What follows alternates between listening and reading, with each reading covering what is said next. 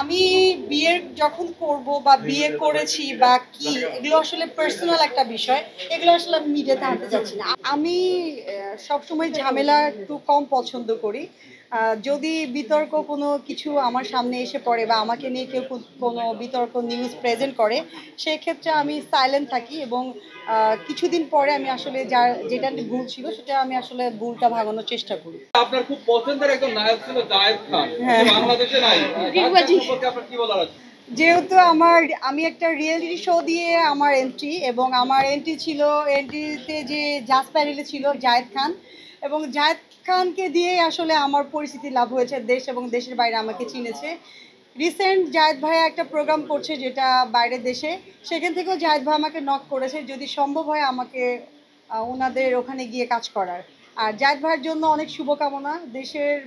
দেশের বাইরে যে কাজ করছে, ভালো কাজ করছে। রিসেন্ট একটা মিউজিক ভিডিও করেছে, সেটাও খুবই সুন্দর। আমার কাছে খুবই ভালো লেগেছে। আপনাদের কাছে কেমন লেগেছে জানি না। ভাইয়াকে খুব মিস করি, কারণ বাংলাদেশে থাকলে অনেক প্রোগ্রামে ভাইয়াকে একসঙ্গে পেতাম। যেহেতু আমি মডেল এবং আমি স্টেজ প্রোগ্রামগুলোই বেশি করছি, আজকে পিয়াল ভাইয়ের প্রোগ্রামে আমি আসছি, র্যাম শো করলাম। আর সামনে এগুলো কাজ বেশি আছে আমার, আর ফটোশুটের কাজগুলো করছি। আপকামিং কি কাজ আছে? আপকামিং ফটোশুট আর প্রমোটিং, এই কয়েকটা কাজ আছে। পরিকল্পনা কি সামনে?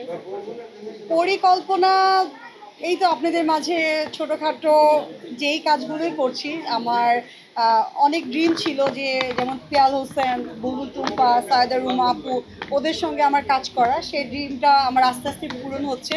সো এটাই আমার আলহামদুলিল্লাহ আমি বলি। সুদর্শন পুরুষ অ্যাডলক খেলা, তাহলে কি শাকিব খানকে সুদর্শন পুরুষ বলা যায় না, নাকি অ্যাডলক খান সুদর্শন পুরুষ? শাকিব খানের সঙ্গে আপনি অ্যাডলব খান ভাইয়াকে মিলায় না। উনি মানে দুইজনের সেক্টর একেবারে আলাদা, দুইজনের সেক্টর সম্পূর্ণ আলাদা। হয়তো বা ভুলক্রমে একটা নিউজ চলে গিয়েছিল, যার কারণে অনেক প্রশ্নের সম্মুখীন ভাইয়া হয়েছে। অ্যাডব খান হলো কোরিওগ্রাফার, ড্রেস এবং আমাদের ক্যাটওয়ার্ক ডিজাইনার, সব কিছু।